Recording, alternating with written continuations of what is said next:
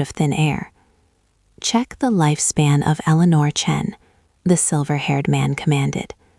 The elderly man ran a glowing finger down the heavy pages. He stopped, tracing a line of invisible ink. "She has exactly 9 years remaining." Above the judges, the glowing emblem of the scales seemed to hum with resonant energy. The silver-haired man looked back at Michael. "Filial piety and profound love are the very traits that make you worthy of this hall," the man said. "We grant you a leave of absence for 9 years. You will return to the mortal realm, care for your mother, live your life. When the time is right, we will call upon you again."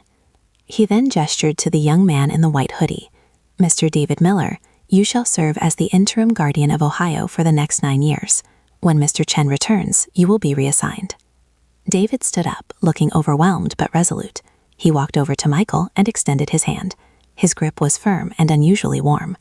"It's an honor to meet you, Mike," David said softly. "I'm from Denver.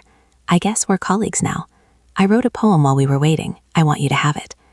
David leaned in and whispered 2 lines that seemed to engrave themselves directly onto Michael's soul. "Spring blooms eternal where the spirit drinks.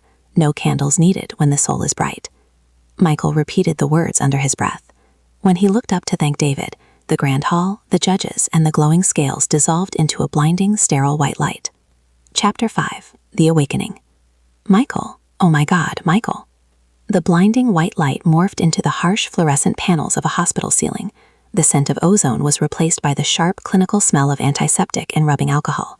A rhythmic, high-pitched beeping assaulted his ears. Michael blinked, struggling to focus his eyes.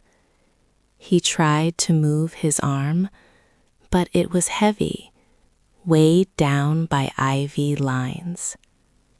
"He's awake! Doctor, get in here, please." Michael turned his head slowly.